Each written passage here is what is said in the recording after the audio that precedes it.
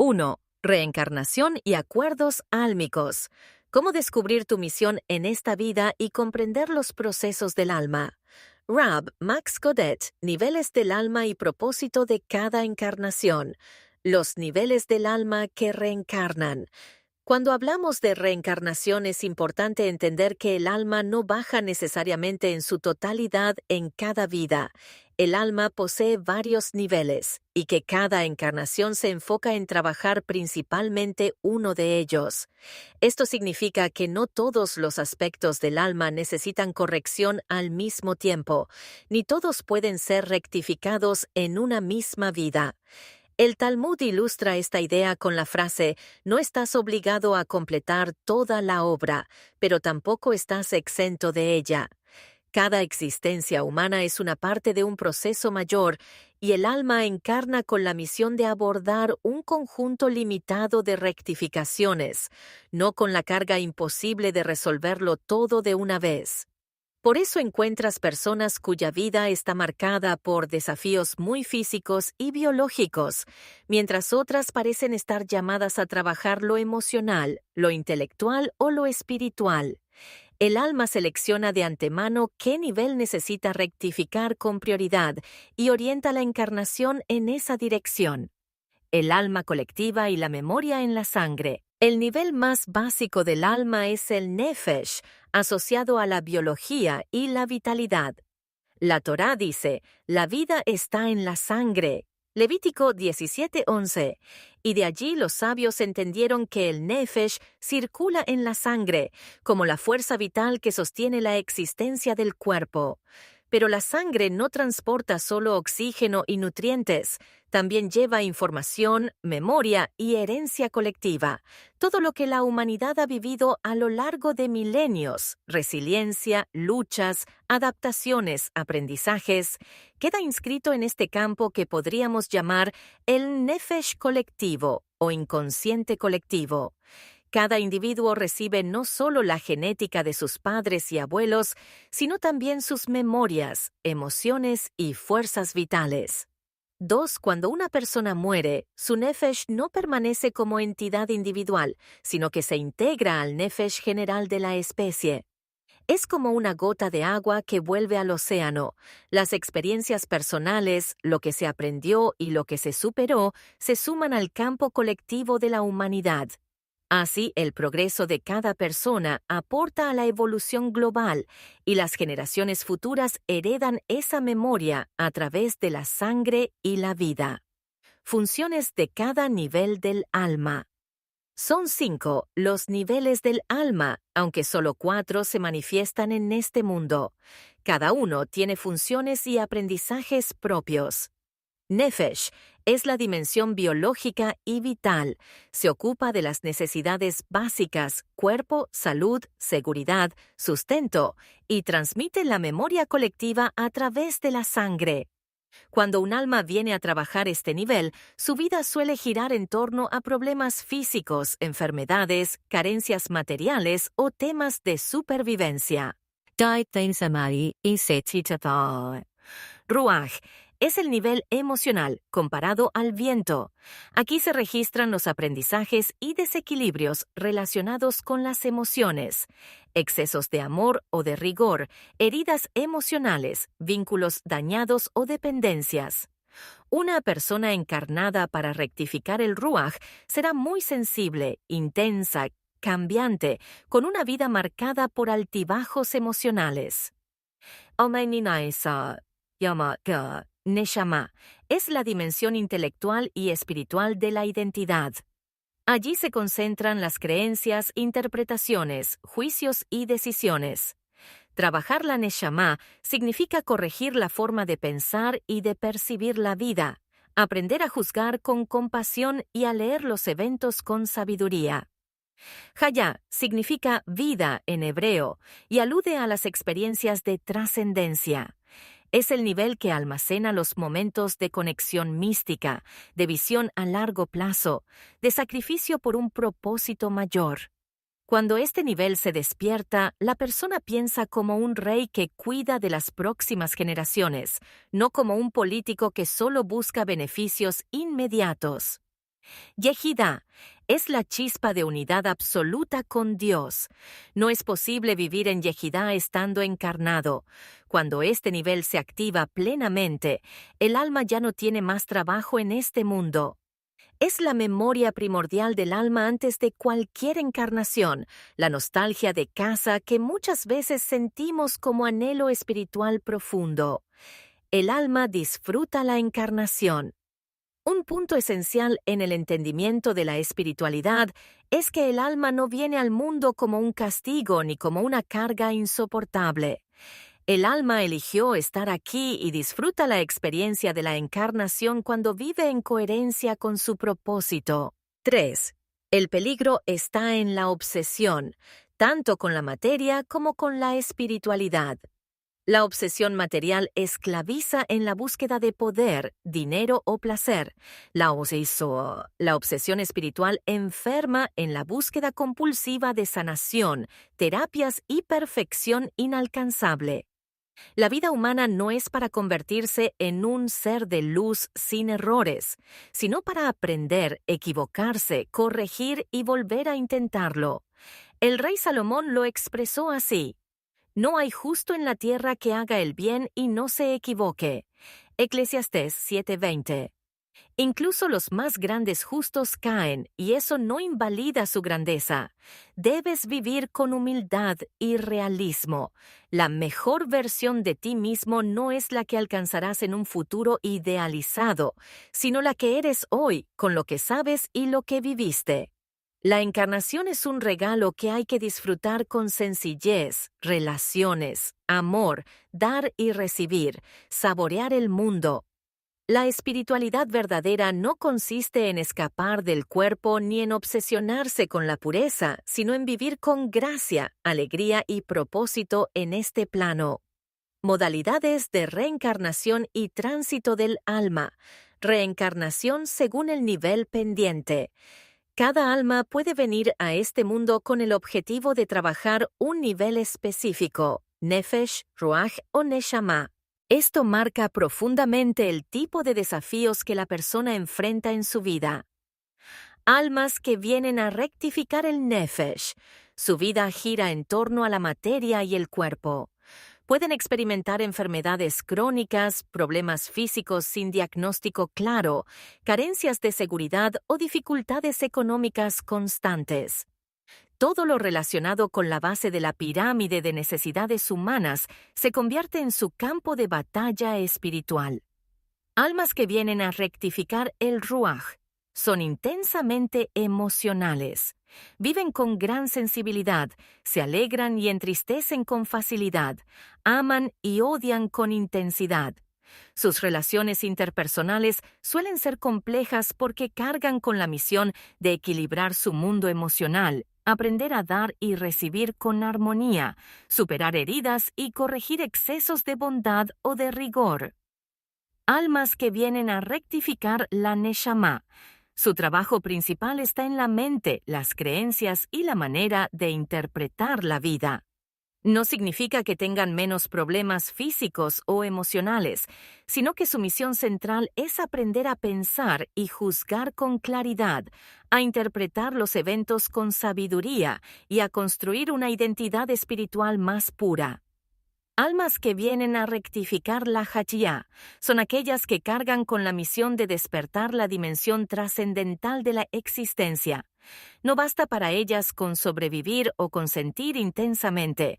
Necesitan que su vida tenga sentido, visión y propósito más allá de lo inmediato.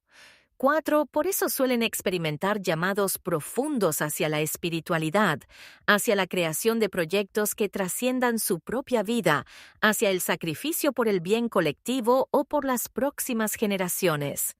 Su desafío está en no perderse en la abstracción o en la obsesión espiritual, sino aprender a encarnar lo trascendente en lo cotidiano, a vivir con devoción y al mismo tiempo con gracia. Cuando estas almas logran expandir la Hayá, construyen legados, inspiran a otros con su visión y aprenden a emborracharse de la vida, encontrando en lo simple, como un paseo o un abrazo, una chispa de eternidad. Un punto importante es evitar la tentación de juzgar un alma como más elevada o menos elevada. No existe tal jerarquía. Cada uno tiene aspectos fuertes y débiles, y lo que en una vida se trabaja en lo físico, en otra se trabajará en lo emocional o en lo intelectual. Todos los niveles son necesarios para la plenitud del alma. Reencarnación parcial o Ibur. Además de las reencarnaciones completas, existe un fenómeno llamado Ibur, literalmente embarazo o gestación, que es una forma de encarnación parcial o temporal. Un Ibur ocurre cuando un aspecto del alma, generalmente el nefesh, se une a otro ser vivo, sea una persona, un animal o incluso una planta, para un aprendizaje puntual. Esto no es una reencarnación total, sino un préstamo de conciencia. El otro ser queda embarazado espiritualmente de esa chispa por un período limitado. Por ejemplo, un alma puede encarnarse parcialmente en un animal para aprender de sus virtudes, la fidelidad, el amor incondicional, la serenidad del árbol que permanece en su lugar, incluso en medio de tormentas, y también hacer expiación de sus manchas a través de la limitación y sufrimiento que le puede generar esta encarnación parcial. Estos casos no significan que la grandeza de un espíritu humano entero se encarne en un animal. Eso sería imposible, porque la conciencia humana es demasiado vasta, sino que un fragmento del nefesh se conecta a ese ser como una forma de elección. El ibur también puede darse entre seres humanos. Un alma justa o sabia puede unirse temporalmente a otra persona para acompañarla en un proceso evolutivo, infundiéndole fuerza, visión o claridad. En otros casos, pueden ser almas en pena o entidades errantes las que se adhieren, generando obsesiones, emociones extrañas o pensamientos intrusivos que no pertenecen a la propia persona. Cremación y entierro. Uno de los temas más sensibles es el destino del cuerpo tras la muerte. La tradición judía prohíbe la cremación, pero la Cábala ofrece una mirada matizada sobre sus efectos espirituales. 5. Efecto positivo. La cremación acelera la desconexión del alma respecto al cuerpo. El apego energético que persiste tras la muerte, similar a la nostalgia de una casa en la que se habitó, se corta de golpe, obligando al alma a seguir adelante sin posibilidad de aferrarse. Efecto negativo. Ese corte brusco es un trauma fuerte para el alma, que pierde la posibilidad de un proceso gradual y consciente de desapego. El proceso natural de descomposición del cuerpo, aunque doloroso, aporta una sabiduría única al alma, al obligarla a soltar poco a poco sus lazos. La conclusión es que no hay necesidad de apurarse. La eternidad no tiene prisa. Cremar el cuerpo no cambia el destino final del alma ni su posibilidad de reencarnar, pero sí interfiere en cómo atraviesa la transición. El camino natural, entierro y retorno del cuerpo a la tierra, refleja el principio bíblico: del polvo vienes y al polvo volverás. El tiempo de espera para reencarnar. No existe una regla fija sobre cuánto tiempo pasa un alma entre una vida y otra. El intervalo depende de múltiples factores: el nivel de madurez, el apego a la vida pasada, la misión pendiente y las circunstancias de la nueva encarnación. Reencarnación inmediata. En algunos casos el alma regresa incluso antes de que la vida anterior haya concluido, a través de fenómenos como el Ibur. Reencarnación rápida. Lo más común es que tras la muerte, el alma atraviese un proceso de alrededor de 11 meses a un año para desconectarse completamente del cuerpo y del plano físico. Reencarnación tardía. Las almas más maduras no tienen apuro por regresar. Pueden pasar décadas o incluso siglos antes de volver, esperando el momento y el entorno propicio para su misión. Lo esencial es recordar que el tiempo en el mundo espiritual no funciona como en el plano físico. Desde la eternidad, la espera no es una pérdida, sino parte del aprendizaje. Evolución, retrocesos y guías espirituales, almas primitivas y almas viejas. Una pregunta muy frecuente es ¿por qué, si todas las almas ya existen desde siempre y ya han reencarnado muchas veces, todavía encontramos personas que parecen muy básicas, casi primitivas en su comportamiento? La explicación es que no existen almas nuevas en el sentido de ser creadas ahora, pero sí hay almas que apenas comienzan a transitar este mundo físico. Esas almas pueden haber tenido experiencias en otras dimensiones menos evolucionadas y por lo tanto cuando llegan a este plano quedan abrumadas por su complejidad. 6. Esas almas parecen tener poca visión. Actúan de manera instintiva y muy limitada, como si todavía funcionaran con parámetros cercanos a lo animal o lo vegetal. No significa que sean inferiores, sino que están en sus primeras etapas de aprendizaje en este mundo y deben atravesar procesos más básicos de adaptación. Por eso la diversidad de comportamientos humanos no es un signo de desigualdad de valor, sino de diferentes trayectorias evolutivas dentro de un mismo ciclo universal. Guardianes espirituales y fuerzas opositoras. La tradición cabalística enseña que existen entidades conocidas como Neturei Karta, expresión aramea que significa guardianes de la ciudad, entendiendo ciudad como símbolo de la humanidad entera. Estos guardianes no son necesariamente seres físicos como los imaginamos, sino formas de conciencia superiores que vigilan la evolución colectiva de la humanidad y velan por que el proceso siga su curso. Los libros de Yanok hacen referencias codificadas a estos seres. Son inteligencias que habitan dimensiones no sujetas a las leyes físicas que conocemos. Su vibración y campo energético, Tselem, son tan intensos que un contacto directo sería imposible de sostener para la mayoría de los seres humanos, a no ser que eleven también su conciencia. Del mismo modo que la Torá relata que ni Moisés podía ver el rostro de Dios y seguir con vida, al lado de los guardianes también existen fuerzas opositoras. La mística judía habla de Samael, el ángel de la oscuridad, representante de lo que llamamos el oponente. Estas fuerzas forman parte del plan divino y tienen la misión de generar resistencia para que el ser humano pueda desarrollar su libertad y su fortaleza.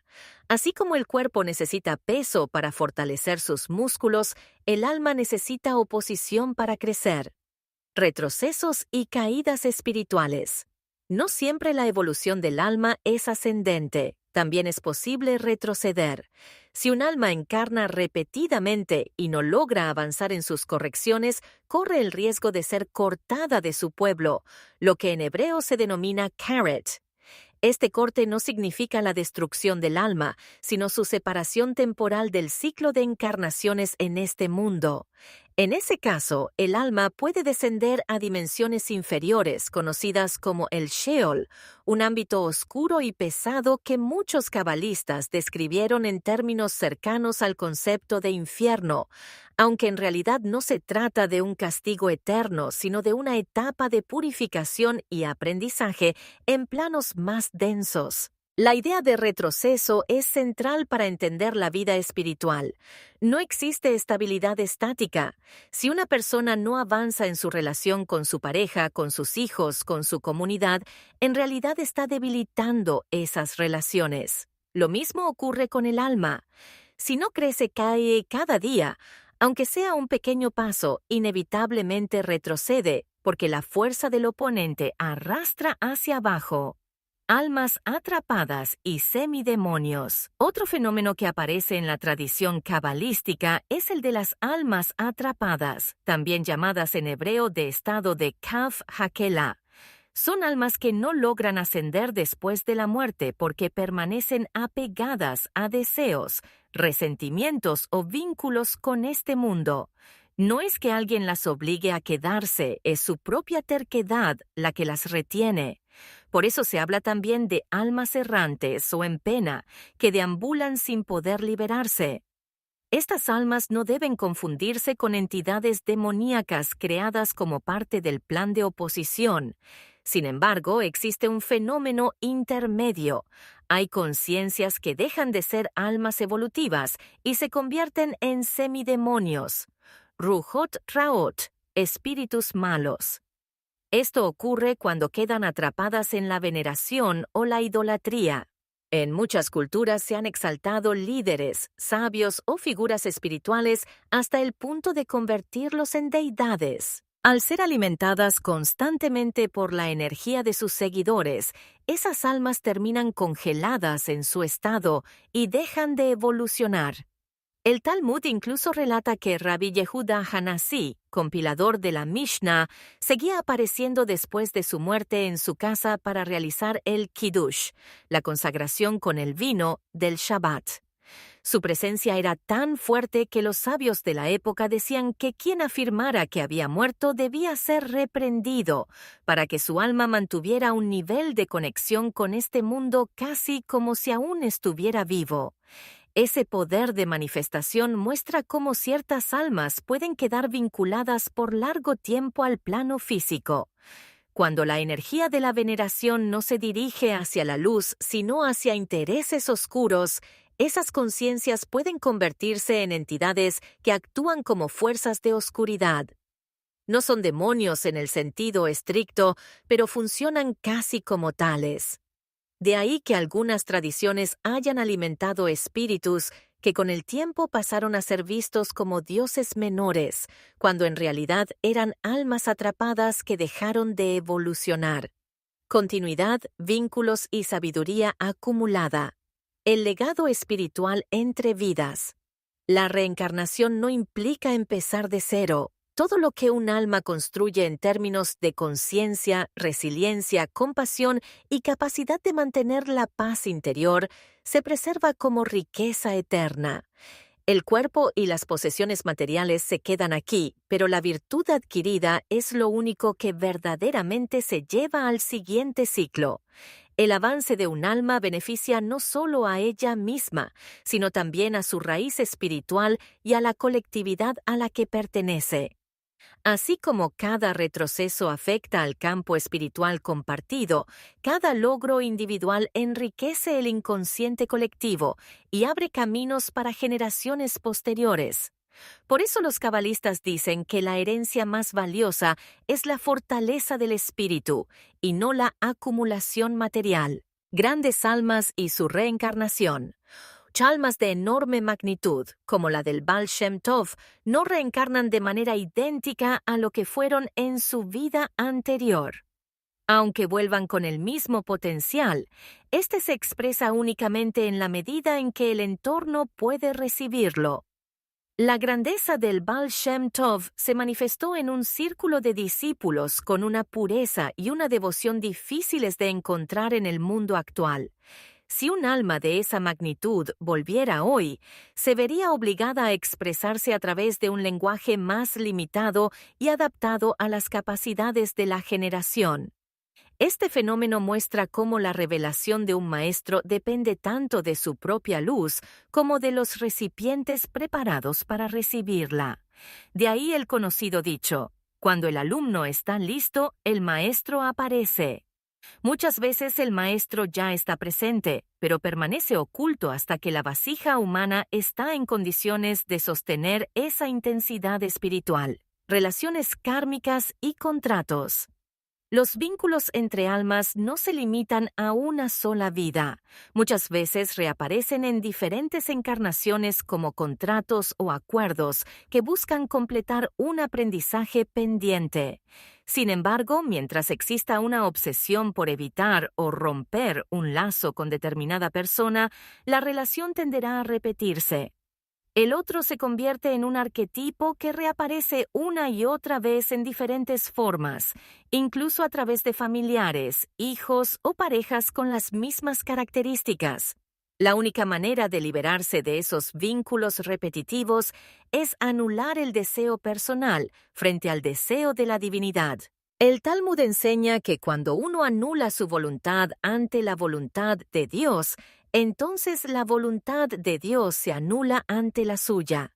Esto significa que solo cuando la persona deja de resistirse con obsesión y se entrega con aceptación al flujo de la providencia, se disuelve el lazo kármico. La libertad no viene del rechazo compulsivo, sino de la alineación interior con el propósito superior. Vínculos después de la muerte. Las conexiones entre vivos y muertos también forman parte del aprendizaje del alma. En casos de coma, muchas personas relatan experiencias de conciencia parcial en las que escuchan voces, sienten presencias o se ven a sí mismas sin cuerpo. El coma funciona como un estado intermedio, una semimuerte en la que la conciencia se expande más allá de los sentidos físicos y puede tener contacto con entidades espirituales o familiares fallecidos.